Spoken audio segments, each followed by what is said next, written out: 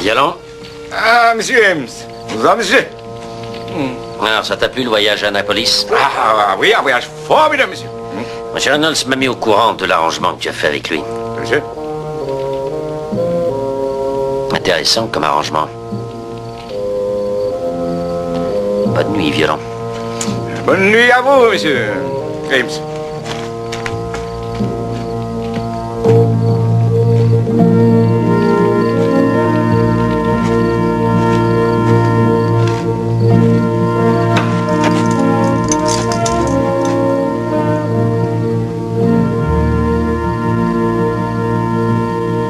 Monsieur Reynolds t'a acheté. Violon va t'éduquer. Mais tôt ou tard, sale nègre, tu seras à moi. L'esclavage moderne, l'esclavage. Beaucoup de gens pensent que l'esclavage est fini, mais je vais vous montrer à travers cette série de vidéos que l'esclavage n'est pas fini. J'ai eu la chance de lire le livre d'un de mes mentors, Ricardo Kanyama, que sûrement beaucoup connaissent. Lui, il a une manière particulière de relater les choses et d'éduquer à la manière africaine. Et je me vois en lui parce qu'on a beaucoup de liens en commun. Il a été éduqué par sa mère, comme moi. Il a eu à avoir son déclic à 28 ans, à mon âge, que j'ai aussi mon déclic à 28 ans. Parce que vous savez, lorsque des gens prennent des décisions dans leur vie, c'est souvent lors d'un déclic. Et le déclic, ça peut être dû à plusieurs choses. Et lui, il a une manière particulière de pouvoir éduquer. Pour ceux qui ne connaissent pas, il est parti de rien pour devenir un self-made millionnaire. Alors ici, quand on parle de millionnaire, c'est millionnaire en dollars, hein, c'est pas millionnaire en francs CFA. Donc voilà. Aujourd'hui, il possède des cliniques, des entreprises, des pharmacies. Il fait dans plusieurs autres domaines. Il a écrit plusieurs livres à succès. Il fait des coachings internationaux. Il a des écoles de formation.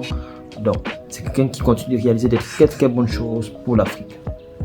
Alors, dans son livre, il a sorti un livre qui est un livre de motivation profonde, qui est un livre de détermination, qui est un livre qui doit normalement pousser tout Africain à pouvoir prendre sa vie en main. Le titre du livre, c'est « Je suis Kunta Kinte ». Je vais vous relater ce livre-là et je vais vous donner des exemples. Certains exemples sont tirés de son livre, d'autres sont tirés à tout ce que moi j'ai eu à observer et qui sont la triste réalité. Vous savez, Kunta Kinte, c'est quelque chose que moi j'ai toujours entendu parler de Kunta Kinte. Je n'ai jamais su ce que c'était. Moi je me disais oui, voilà, c'était des esclaves à l'époque, mais je n'ai eu jamais à connaître vraiment l'histoire de Kunta Kinte. Et je sais que beaucoup d'Africains ne connaissent pas également cette histoire. Alors je vais vous la raconter, cette histoire. Déjà vous avez vu tout à l'heure la vidéo qui montrait un peu la chose, même si aujourd'hui on ne réussit pas à voir la vidéo là sur YouTube de manière entière. Mais il y a encore quelques films sur YouTube que vous pouvez voir et comprendre l'histoire de Kunta Kinte. Mais ici on va plutôt voir l'histoire avec la vie aujourd'hui et le lien avec l'esclavage aujourd'hui. Alors Kunta Kinte c'est qui? Kunta Kinte c'est ce jeune là, c'est un jeune qui était un guerrier et qu'on a malheureusement attrapé à l'âge autour de 20 ans, 22 ans. Les esclavagistes, c'est-à-dire qu'à l'époque il y avait des gens pour de l'argent, ils attrapaient les gens de force, ils partaient les vendre aux blancs et les blancs qui étaient en Afrique justement pour acheter des esclaves, pour prendre ces esclaves là, les amener en Europe, aux États-Unis autant pour moi, pour travailler là-bas comme des chevaux. C'est pour ça qu'ils prenaient aussi bien les hommes que les femmes. Alors Kunta Kinte faisait partie de ceux qu'on avait pris de force parce qu'il était parti au champ et on l'a attrapé de force.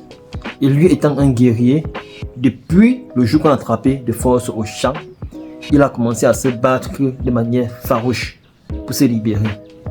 Alors tellement il se battait qu'on l'a enchaîné au cou, on a enchaîné les mains, on a enchaîné les pieds. Et lorsque vous regardez le film et aussi même le livre Racine qui a été écrit, vous vous rendez compte que même quand on l'a transporté au niveau du bateau, il a essayé à plusieurs reprises, même autant au niveau du bateau, de vouloir s'échapper. Imaginez-vous quelqu'un qui se retrouve dans un bateau au niveau de l'océan. Il veut à tout prix s'échapper parce que pour lui, il ne comprend pas pourquoi est-ce qu'il peut rester esclave avec des chaînes. Alors, malgré cette tentation, sur le bateau, il n'a pas réussi. Et voilà comment il est arrivé aux États-Unis. Là-bas encore, sur place, il a essayé à maintes reprises. Il a essayé à maintes reprises de s'échapper. Il est arrivé là-bas, il a vu les deux noirs, il a vu les différentes communautés qui étaient là, qui n'étaient pas enchaînées. Et il se demandait que, mais, comment ceux-ci ne peuvent pas être enchaînés et ne s'échappent pas? Mais lui, il essayait chaque fois de s'échapper. D'autres esclaves, on le gardait même carrément sans les chaînes. Et voilà, il travaillait. Mais lui, il était chaque fois enchaîné. Parce que chaque temps, il essayait toujours de vouloir fuir. Depuis le premier jour qu'il est arrivé, qu'on l'amenait chez le maître, il a essayé de s'échapper même en route. Dans les champs, il a essayé de s'échapper. Plusieurs fois, on l'a rattrapé. Ce qui fait qu'on l'a gardé pendant longtemps, toujours enchaîné. Donc voilà un peu l'histoire de Kunta Kinte. Et aujourd'hui, on a l'impression que les choses ont changé, mais les choses n'ont pas vraiment changé.